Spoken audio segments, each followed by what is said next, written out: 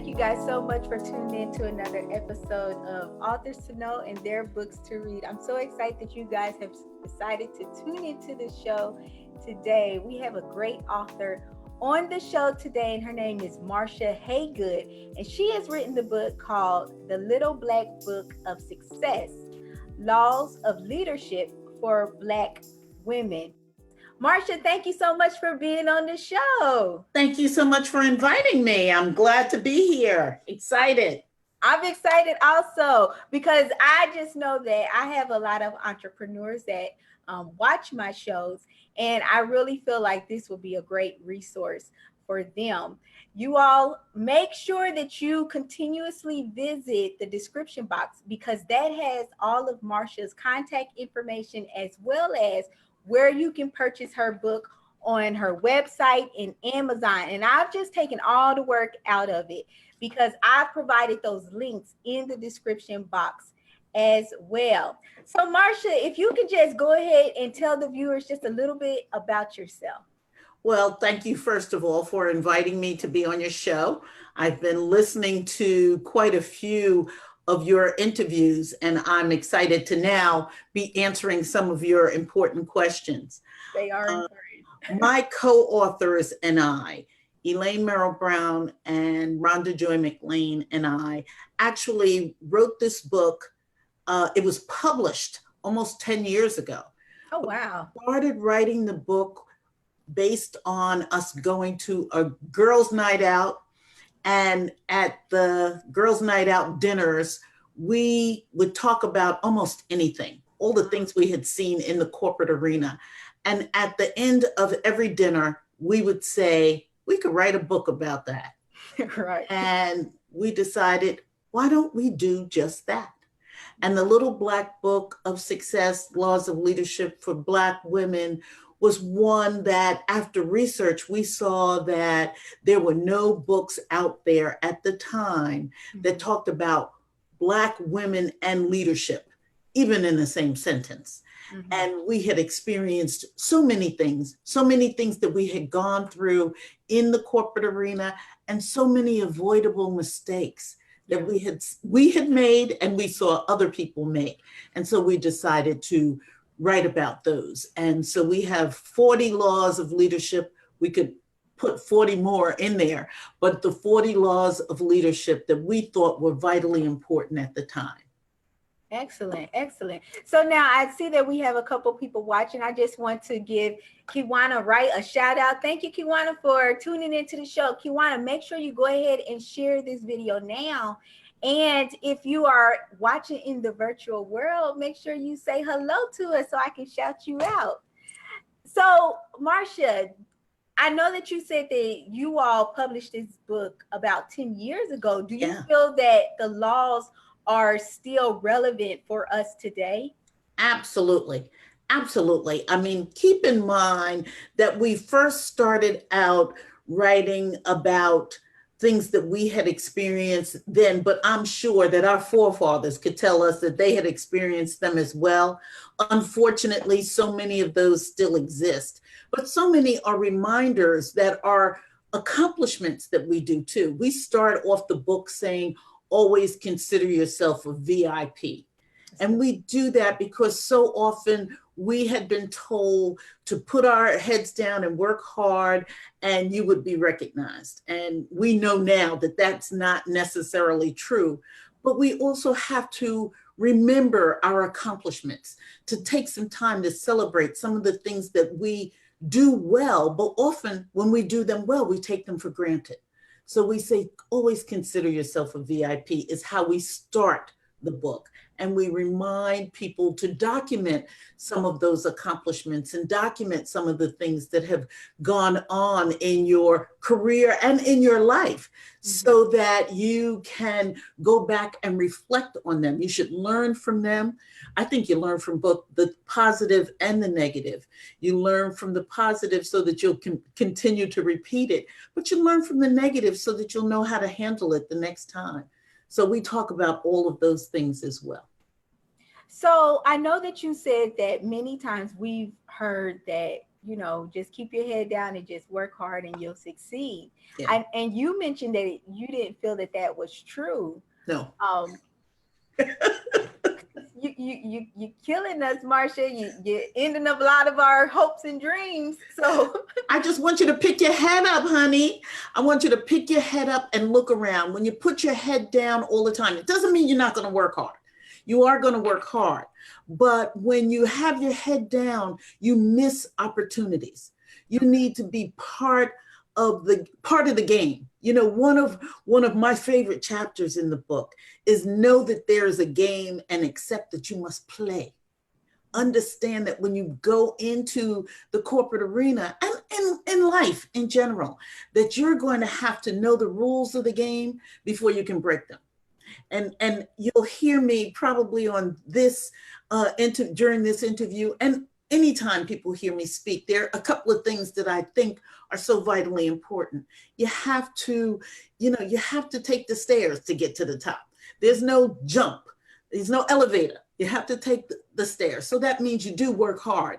You're going to you have to have some skin in the game. But it also means that you have to know how to play the game. And so you have to keep your head up so you can look around and see what's going on around you. You need to know who the influences are. You need to know how to network. You need to go out, and sometimes it's the little meeting before the meeting that you need to know about. You need to know how to navigate through a little after party, even if you're not drinking or you don't like beer and chips and you don't even like the players. Sometimes they need to see you there just so that you can be part of it.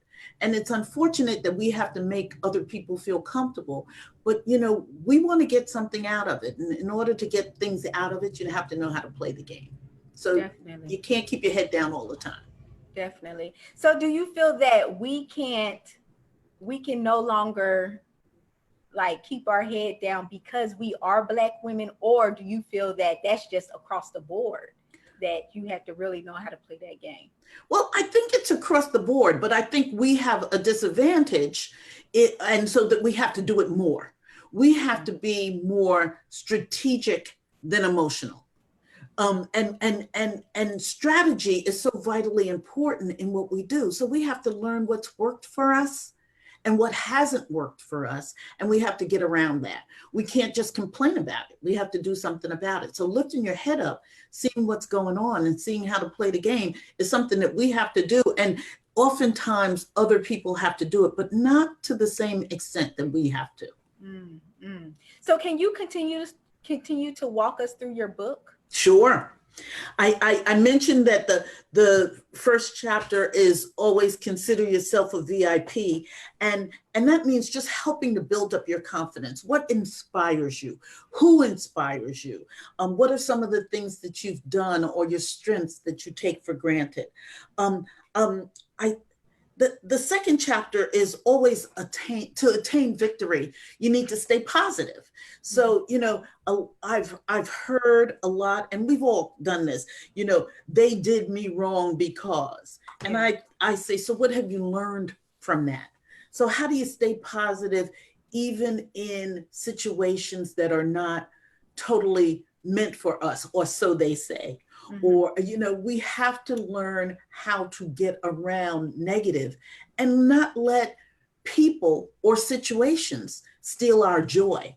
Mm-hmm. So I think remaining positive and attaining a positive attitude and positive mindset is so vitally important. And what will make you positive. So you need to keep that around you. I say, you can't have people steal your joy. And you need to know if there are people, even in your circle, who take away your energy rather than give you energy. Mm-hmm. Who's in your circle? Who's working with you? Who inspires you? So you need to do that as well and stay positive. One of the chapters that you mentioned is about don't be the office mammy. And this is one that my co-author loves. And she says that she used to, she would let people come in and tell her, she's a soft heart. She's a good soul. Yeah. So she would let people come in and talk to her and tell her all their woes, and she'd bring in cookies and she'd do all of that stuff. You can't be the office mammy. You don't, it's okay to be nice, but that can't be all that you're known for. You can't be the one who brings in the cookies all the time. You can't be the one who lets people sit in your room, in your office while you're trying to work, because you will miss deadlines and they will still be complaining about whatever they were complaining about when they were sitting on your couch. You will have missed some important deadlines and some important opportunities. So you can't be the office mammy. You can be nice. You can bring in the cookies once in a while, but that can't be what you're known for. Okay. One of the other chapters is let racism be your motivator. Now, I know that sounds counterintuitive, but sometimes people will do things and you will be motivated just to prove them wrong. You think I can't do it? So use that as our as the motivator. Okay. Let that be what says to you. I say this all the time. Somebody tells me I can't do something and I'm like, oh yeah? Well, let me show you. So, Marsha, I just feel that we try to build those relationships with individuals based off of our personality. Yeah. What's the question? What are we supposed to do? If that's what we do, if we enjoy doing it, what's wrong with doing it? It means that you can't let that take time away from what's important. You can have those relationships. It doesn't mean that you can't be friends with people at work and that you can't bring things in to people at work, but it can't take all of your time. Okay. And if somebody is warming your couch all the time, first of all, if they're warming your couch all the time, they're probably saying the same thing over and over again. Secondly, give them some time. Say, I only have 2 minutes, or, I can't talk to you right now. I'll talk to you later. Or let's meet for coffee at lunchtime. Or better yet, let's meet for coffee before work hours or after work hours, rather than doing that during the day where there may be some opportunities that you are missing and that they're not interested in. So you need to be able to balance that, and you need to be able to be looking at that so that you can determine the difference. So I know that you actually mentioned that we should use race as our motivator. Yes. To help us push through those people that says you can't do that. Have you actually had people say to you, Marsha, you can't do that? Oh, sure. All the time. And even when they don't say it, a lot of times they think it. I mean, think about the times when, some of the experiences that we haven't had before. And just because you haven't had the experience doesn't mean that you can't do that. Now, that happens a lot with people of color, but that happens a lot with women as well. Just thinking, she can't do that because she's going to have a family or because she's never done that. And you've heard, like I have, that a job will be open and it has 10 bullet points. And a man will say, I got 5 of them, I'll learn the rest. And a woman is saying, I only have 5 of them, I better wait until I have 10. We have to learn how to do what we can and learn the rest and keep moving forward and not be shy about, also another one of my quotes, asking for what you want to get what you need. So I know that some of the topics that you mentioned before was avoiding the office mammy and not becoming the angry Black woman, right? And to stop assuming that every challenge occurs because you are a Black female. Right. Are those some of the things that you saw in the workforce that made you and your co-authors want to write about it? Yes, almost every chapter in this book is something that we experienced and something that we saw. And in the book, what we do is we talk about the issue And we have a part of every chapter that's called the cultural code. And the cultural code are things that we sometimes do to sabotage ourselves. You know, we think that we can't do it unless we have hit all 10 bullet points. That's sabotaging ourselves. Mm-hmm. We think that things happen to us because we're women or because we're of color. And sometimes it has nothing to do with that at all, because we haven't uh, uh, done a self audit. Okay. We say that we haven't gotten good feedback, but we haven't asked for it either. Mm-hmm. So there are things that we can do to keep ourselves moving forward, and we don't have to ask permission for those things. So we're telling our readers to look at your life. I personally think that we have a choice to do a lot of things that we say are being held back from us. Mm-hmm. But we have a choice. We don't have to stay at a job that we don't like. But that means we have to spend quality time looking for one that we do want. Okay. And that's a hard job to do. Mm-hmm. So there's some things that we need to do. We need to measure our own performance. We need to know what our value is. And oftentimes when I'm talking to clients, you know, I'm an empowerment coach, and I'm talking to clients and they're saying, I'm not happy about something.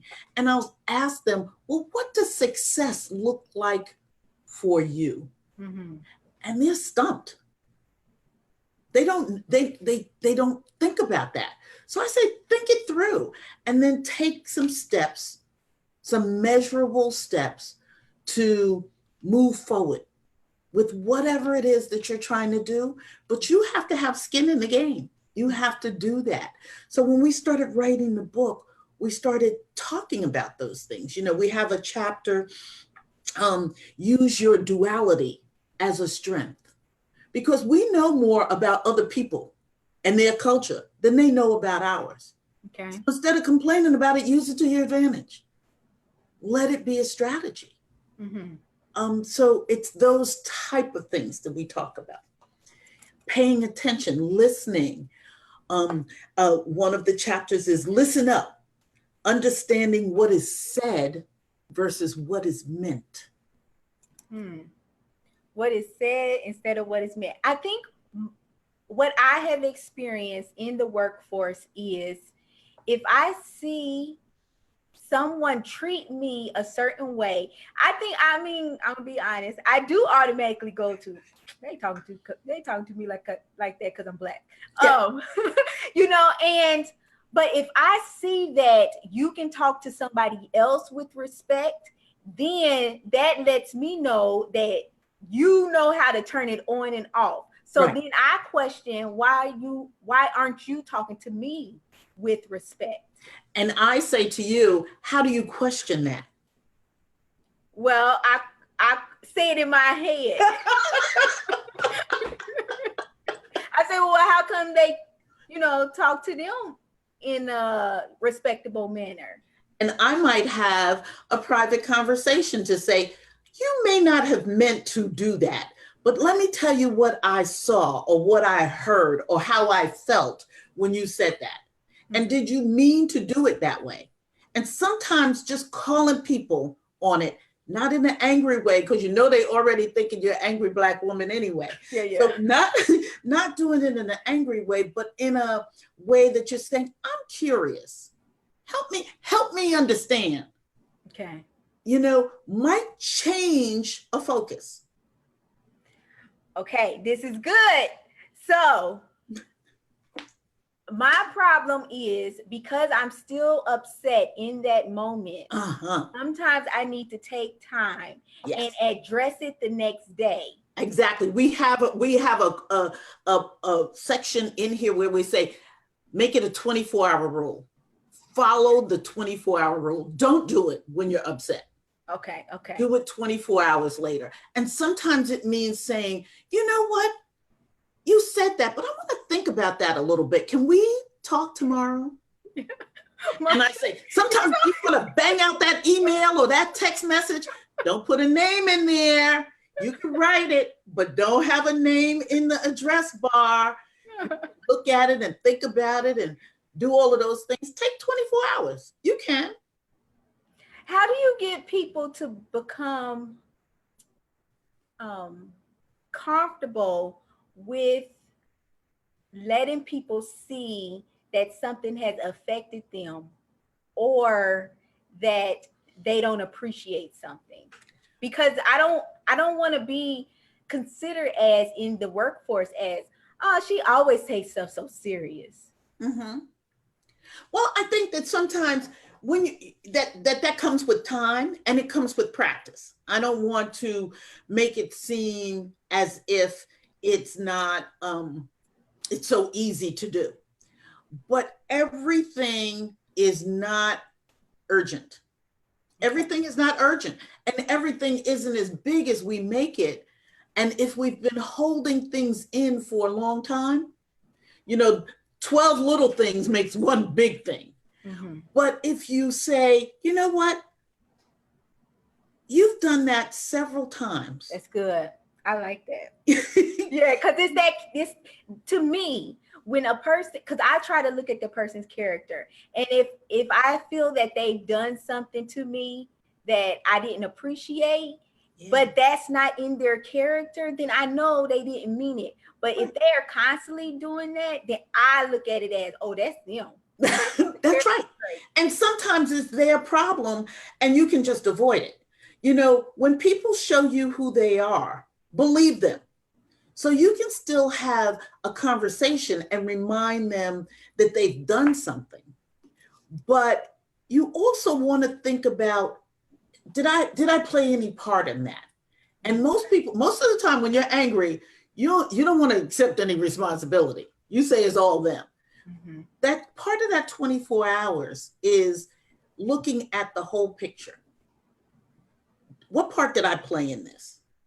You know, did I play any part? What could I say that could turn this around? What do I want to happen? Mm-hmm. And if you can ask those questions of yourself and answer them in a way that's strategic, then you can go back in 24 hours. You can't do that as soon as that happens. That is it's too fast. Mm-hmm. But But I don't want them to forget. you can say, hold that thought.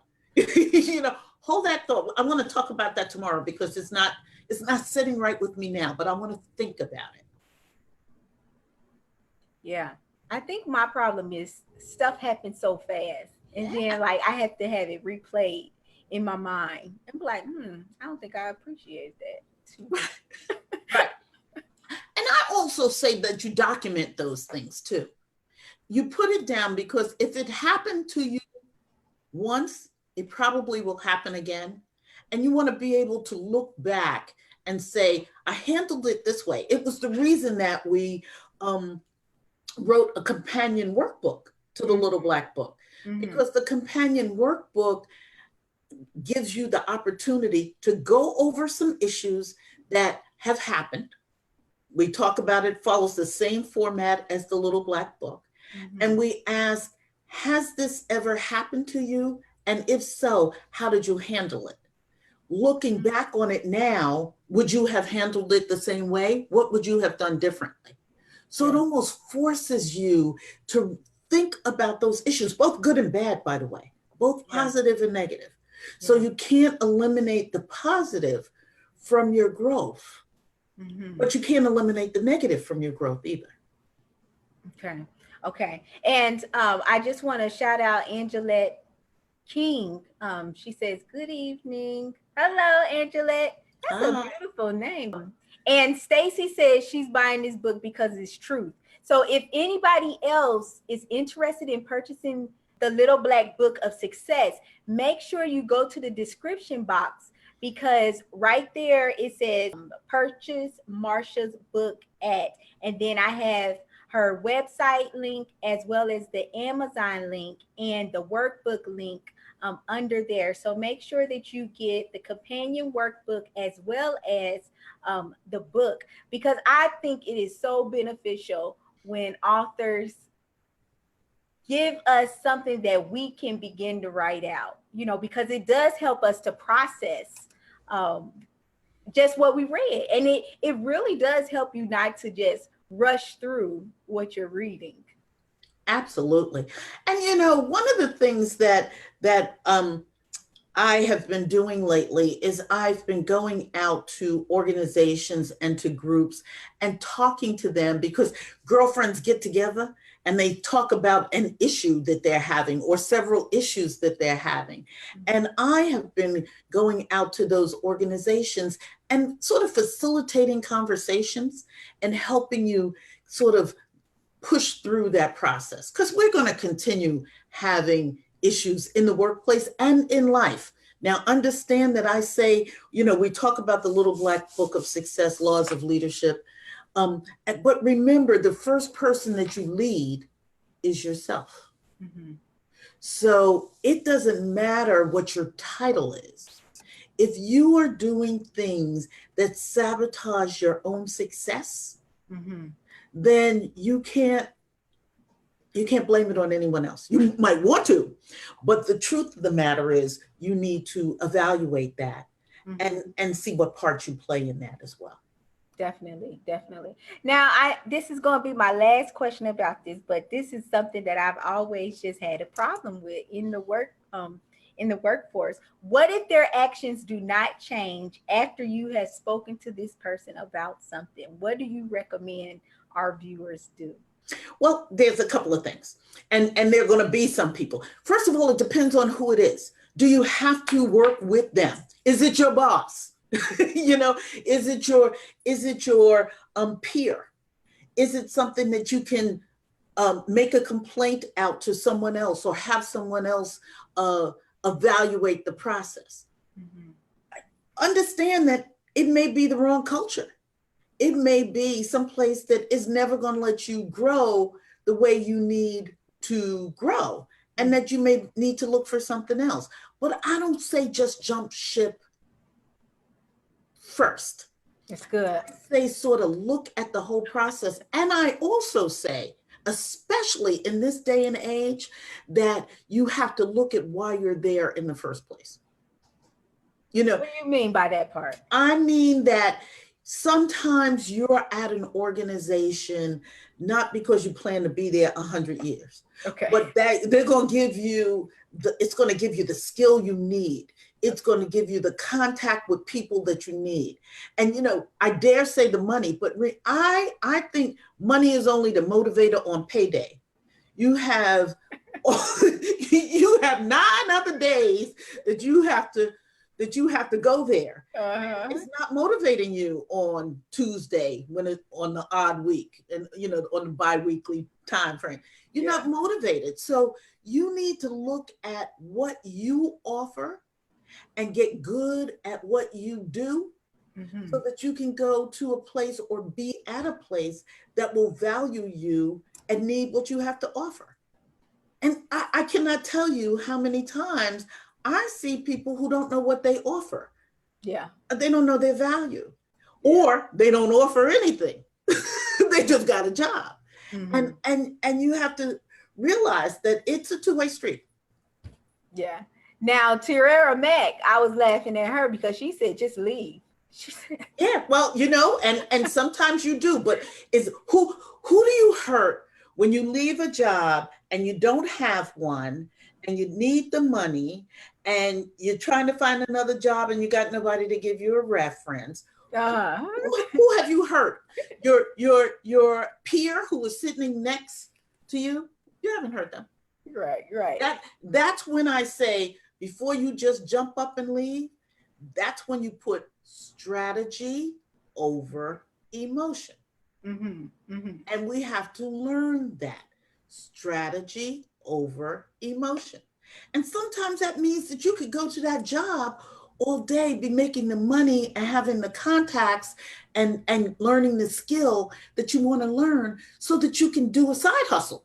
Yeah, that's good. So decide on that. But just jumping up and leaving usually doesn't serve you well. That's good. And you know what I realized? So I realized that You can't always run away from these jobs because these same personalities are at every job. They just look different. They just have a different name. Yeah, and it's crazy. And so that's when you really have to look at yourself and say, okay, how am I going to handle these type of people? Because like you said, you can't always just up and leave because maybe you haven't gotten that skill set that you were initially desiring to receive when you got that job. Absolutely. That's good. So we have Angelette, she said preach. And so Stacy asks if you provide mentoring. I provide coaching. Okay. And there's a difference. Mentoring is someone who knows you and who you know, who can help guide you along the way. I know a lot of people, but my job is coaching. So I offer coaching services to people who want coaching. And trust me, my clients work. I give homework. I have them do things. I want to know what they've done for whatever problem or issue or challenge that they say they have. I want to know what they've done about it already. Mm-hmm. And oftentimes they say, I didn't do anything. I just left. Yeah. And I say, so how did that work for you, my dear? And go through the process. I help my clients develop success habits. That's good. It's not, do it today and tomorrow is gone. These are success habits. Everything from what time do you get up in the morning, to what do you do when you get home, to what's your outside interests. All of those things help make up who you are, mm-hmm. and make you a better person. Who do you know is important? Mm-hmm. Who's in your circle? Because the 5 people who you're around the most really determine your personality, mm-hmm. and really determine how far you're going to go. And if everybody's sitting home watching Girlfriends, then that's probably where you're going to be. Right. I'm watching the marathon. So Stacy and anybody else that would like to utilize Marsha for coaching, her email address is in the description box along with her Instagram and her LinkedIn. I have all of her contact information in the description box. So I know that we actually talked about a couple of things, Marsha. Did you ever struggle with any of these things discussed in your book? Every one of them. Okay. Every single one of them. Some of them better than others. Uh-huh. I've had terrible bosses, and what that taught me is not to be a terrible boss. That's good. That is so true, isn't it? I laugh at some of the things that, as I was coming up the ladder, that I did, and who you learn from. Mm-hmm. I learned good things from people who were not at my level. When I left the corporate arena, I was the executive vice president, but that didn't mean that I couldn't learn from the receptionist. Mm-hmm. Now, let me explain that one, because that one's so key for anybody who's looking for a job. I was responsible as the head of human resources, and before people, if we interviewed a lot of people and we liked 2 or 3 of them, mm-hmm. after I interview them, I'd go talk to the receptionist. I want to know how they treat the receptionist, how they came in, what they looked like, mm-hmm. and how they treated people. Yeah. Because those things are important. I was just meeting with a group, a corporate group, and before they made an offer, they took the person out to lunch. They wanted to know how the person how the person treated the wait staff, and if they had good table manners. Mm-hmm. People are watching a lot of things. Yeah. So you are on all the time. And it's not because you're Black, and it's not because you're a woman. It's because people want what they consider to be the best person for the job. So you need to be the best person. Mm-hmm. And that's all the time. You can't walk around. I'm going to look at your LinkedIn profile. Yes, I am. I'm going to Google you. Yes, I am. I want to see if if you are cursing and showing off and stuff on your Facebook page. I'm looking at all of that because who you are demonstrates whether I want to be around you. Hmm. And so you can't tell me you want to come, you want me to coach you, and then you get on the social media and act crazy. Yeah. I don't want to do it. Yeah. Yeah. And Elena said that you are the real deal. You pushed her until you bring out the best self, period. Top 10 people I've taken lessons from. That's She knows. She knows. So, what do you think is the first step in accepting the principles that you and your co-authors teach in your book, The Little Black Book of Success? Self-reflection. Mm-hmm. I think it means understanding what you do well and understanding what you want to do, even if you don't, and I don't mean it has to be by title, but it's some certain things that you want. I have a program that's called DARE, and it's dream, act, review, and then excel. What is it that you want out of this thing called life? And then what are you going to do to get it? How can you put your best foot forward? Do you seek guidance and support, or are you arguing with people every time they give you feedback? Because we all have blind spots. Can I tell you something, Marsha? When I laugh like that, I feel like it's me. So I just think it's so vitally important. Are you surrounding yourself with the right people? Mm-hmm. Are you inspired by people who are successful, or are you intimidated by people who are successful? Mm-hmm. I ask a question: who do you know? Who do you need to know? And who needs to know you? Mm-hmm. Put the list together. It's your list. Yeah. What are the adjectives that people use to describe you? What do they say when you're not in the room? How do you find out? Ask them. ask people how they would describe you. First, describe yourself. Okay. What are some of the things that you would use to describe yourself? And then ask other people without telling them your words. Just start asking. You have to start asking for feedback and then seeing what you get. And sometimes you'll like what you get and sometimes you won't. And then you have a choice. Do I want to change this or do I not care? Mm-hmm. So there's some choices there. Yeah. But to do nothing is not a good thing. Mm-hmm. And I actually laughed when you said, do you challenge people when they give you a critique? I don't feel that I personally challenge. I just ask a question for a better understanding. Okay. But then you can't talk about, you have to say, okay.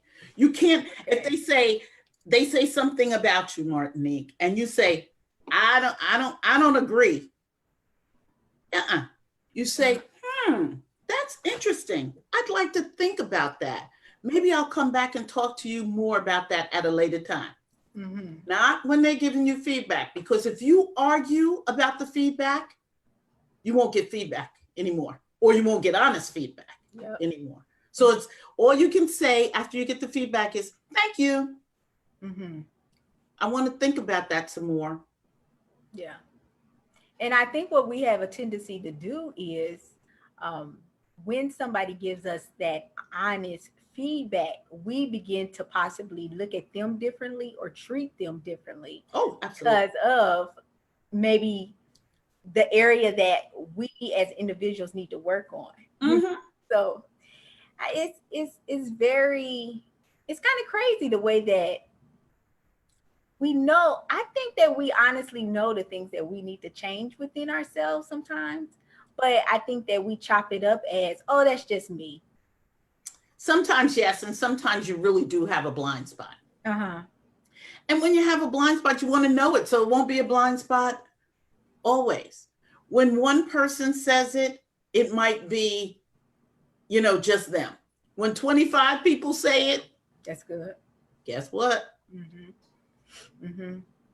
So, with all of the books out there that actually teaches women how to, just transform their mindset about things and to be successful, why do you feel that the Little Black Book of Success is a great book to add to our library? Because it's easy, it's an easy read. People will see themselves in it. It will make people think about things that they may or may not be doing. Mm-hmm. It's not one that's preachy.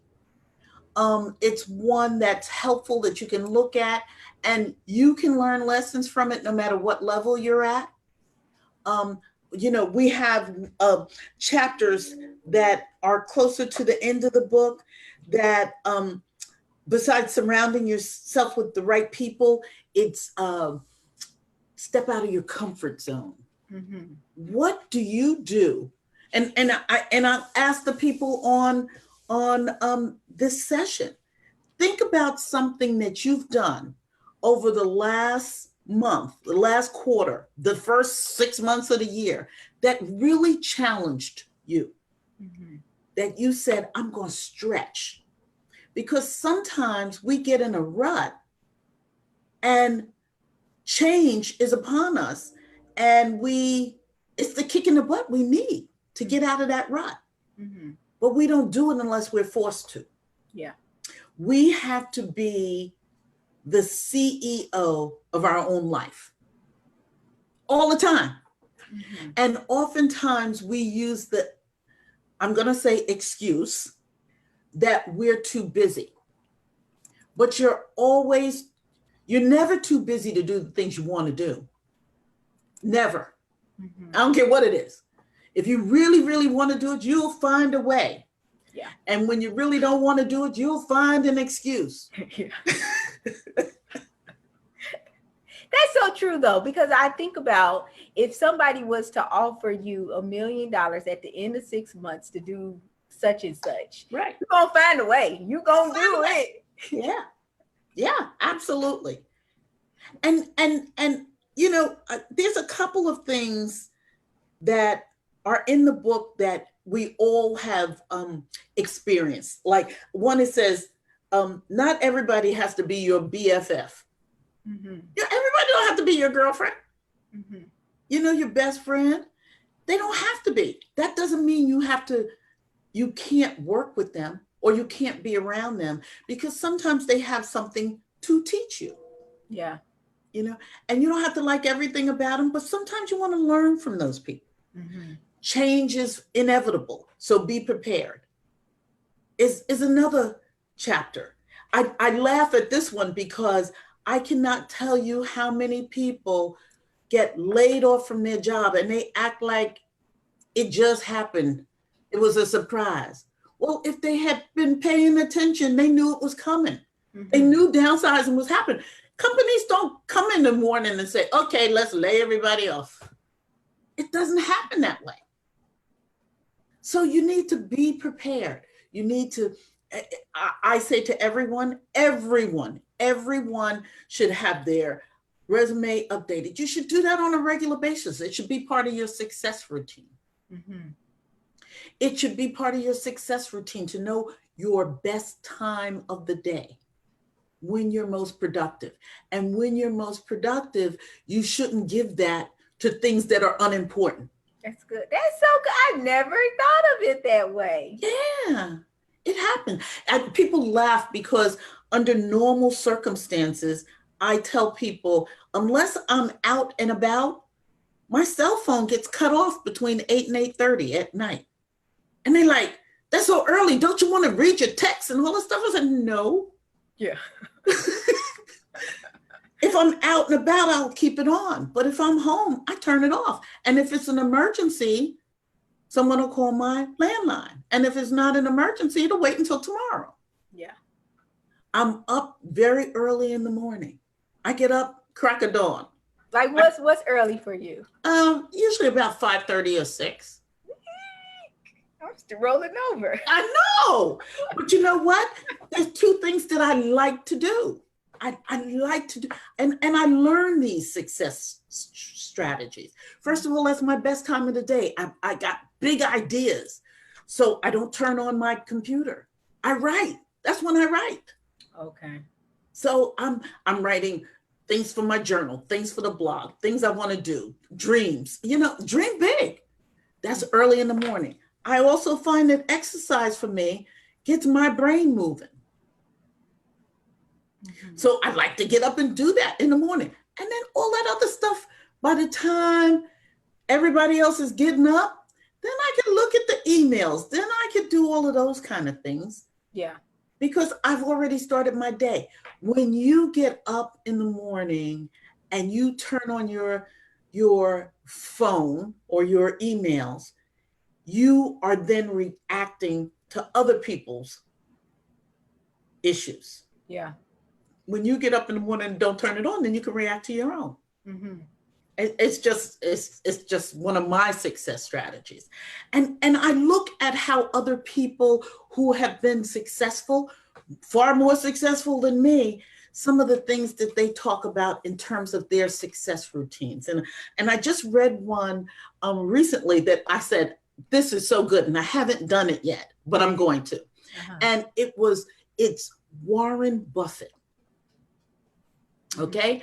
And what he says is make a list. This is his 5 and 25 rule. Okay. I was like, oh, I'm curious. I want to know. Mm-hmm. He says, make a list of 25 things that you really want to do. Mm-hmm. 25 things that you really want to do, whatever they are. Write them down and pick out the top 5. Okay. The other 20 are distractions. Wait, what? He said, work on those 5 first. Otherwise, all you'll be doing is thinking of all 25 all the time and you'll get nothing done. But what are you saying? Are you saying at the beginning of your day? No. I'm saying in total. In life? It might be, it might be, you decide. It won't be in the day because you won't get 25 in the day, but it might be 2020. What are the 25 things I want to do in next year? And do you feel that he is saying like it's okay to mix it up, like professional? Yeah. Oh yeah. Because that's life. Okay. Yeah. I'll give you an example of one that I did last year. I'm pretty good at networking and I keep in touch with a lot of people. Mm-hmm. But you never keep in touch with all the people that you know. So one of my things for the beginning of the year was during the month of January, I wanted to contact 7 people a week that I hadn't been in touch with, that I really want to talk to, but I hadn't been in touch with. Okay. 7 people a week. I could do all 7 on Saturday if I wanted to, or I could do 1 each day. Mm-hmm. I could do some by text, some by email, some by writing a note, some by calling. Didn't make a difference. But 7 people a week. That's 28 people in the month of January. If I had said 28 people, it'd be like 28 people. 7 a week, doable. Uh-huh. Right? And then I had satisfied that goal, but I had concentrated on that.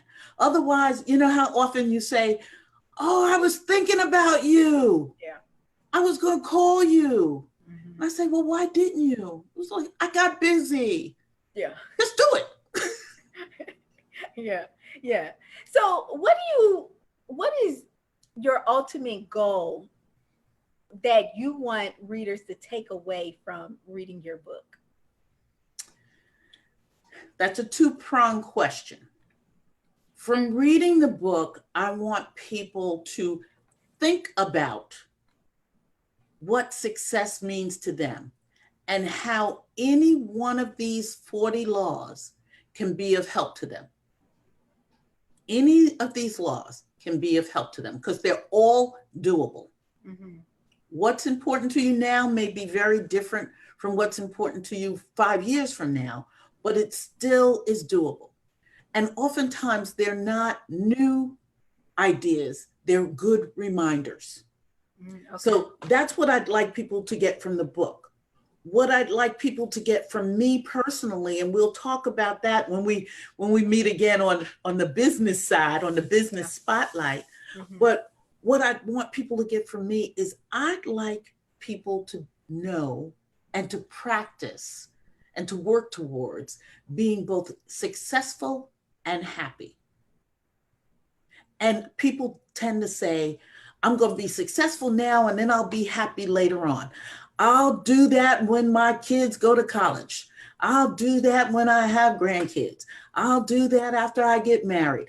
And I don't think you have to wait for those type of things. I think you can do both, but you have to decide what those things are. And then you have to do something about them. Yeah, yeah. So it's sort of a twofold process. I can't talk about just the book without talking about my mission in life. And I do think that that is truly my mission in life. Mm-hmm. Mm-hmm. So why are you so passionate about teaching Black women the skills and strategies that's necessary to becoming successful in their career? Because I'm one of them. You know, and I also say, you know, I had to learn that. Uh-huh. And one of the things that I hear, and I hear it often, Martini, is that I want to be like you when I grow up. Yeah. Say, so what you doing to make that happen? Uh-huh. You know, I am pretty happy and successful. Mm-hmm. But it didn't just come. I wasn't born with a silver spoon. None of those things that I have now, a lot of them I never dreamed of. Mm-hmm. But once I did start to dream, I started working towards it. And I think that we can all do that. Mm-hmm. Mm-hmm. So now I know that you were actually a part of an anthology called Speaking of Success. Yes. Can you tell us a little bit about the book and your contribution? Oh my goodness. That was, here again, this is a time where I say you pick your head up and sometimes the opportunity just comes to you. Uh-huh. I was working with a group of people who I had just left my corporate job and I had started my business. And I found this group that were where there was a business coach who was sort of teaching us about running a business. Mm-hmm. And one of the things that she said we had to do was write a business plan. And in my mind, I didn't have to write a business plan because I wasn't going out looking for financing. And I thought that you only needed to write a business plan when you were looking for money. Okay. And I wasn't looking for money to start my business. So I didn't want to write the business plan. And she said I could not be in the group unless I wrote the business plan. It's so funny. I just had lunch with her last week. It's been 13 years. Wow. But she said, no, you have to write the business plan. It'll be a good project for you. So I write the business plan and I take it to her and she's saying to me, Marsha, I know you're not dreaming big enough. Mm-hmm. Go back, redo it. And I probably had done it like 3 times. I kept adding a little bit to it, but it wasn't good. I still have it. It truly wasn't good. Okay. But she wanted me to just keep trying. And the last time I went, she said, you know what? You know a lot of stuff. You should write a book. And I laughed at her. I was like, are you kidding me? I don't know. She said, no. You should think about that. Put that in your business plan. Mm-hmm. The same day that she said that to me, I was meeting a friend for lunch. The same day. Uh-huh. And I go to lunch and I'm telling my girlfriend about writing this business plan and writing in the business plan that I'm going to write a book. Mm-hmm. And she just stops dead in her tracks. She said, Marsha, I just had an email that crossed my desk where there's an independent publishing company looking for successful executives to be interviewed to be in a book with celebrity authors. Okay. I'm going to send it to you. She said, you won't even have to write the book. They'll interview you and do it. And lo and behold, I wonder, I do. I have the book right here. Hold it. You are so funny. This is Speaking great. of success, and here I am, little black face on the book with Ken Blanchard that wrote The 1 Minute Manager, Jack Canfield that wrote Chicken Soup for the Soul, and Stephen Covey that wrote The 7 Habits, and there's me who didn't want to write the business plan. You just don't know. When you open yourself up for opportunity, things just happen. So be open to them. Dream big and be open to opportunity. Can't have your head down. Definitely. You know, look around, see what's going on, and ask for what you want to get what you need. So, you guys, Marsha did talk about this a little bit in the beginning of the show, but she is actually the founder and owner of Stepwise Associates. Can you tell our viewers just a little bit more about your company and the services that you offer? Right. I am an empowerment coach. I do leadership training. I am just one that goes out and speaks publicly on leadership tips and strategies. Stepwise Associates is 13 years in business, and I just go around the country doing just what we're doing now to groups. Anybody looking for a speaker, call me, write me, do something to get in touch with me. I actually do this to sort of get people thinking how they can best move forward. I become my my clients' strategic thinking partner. I help them think through the process so that they can move forward. I'll be I'm looking at putting some things together for groups online like this. So if they will sign up on my website to my mailing list, then they'll know when those types of things come out.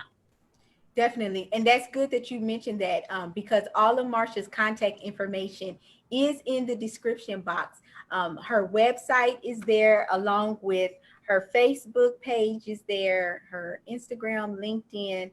Get in touch with Marsha so that you can be notified when she does offer that virtual training, coaching sections for individuals. Now, Marsha just gave you a taste of her company. She is actually going to be on Business Spotlight, my other web show, on September 18th at 8 p.m. So make sure you go ahead and like and follow our Facebook page so that you'll be notified and reminded, because stuff be happening within that month.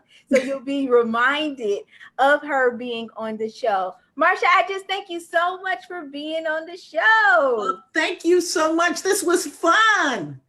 Definitely. And I thank you all for just taking time to watch another episode of Authors to Know and Their Books to Read. Make sure you continue to visit the description box. Make sure you subscribe to our YouTube channel. Both of us have a YouTube channel. So make sure you subscribe to our YouTube channel.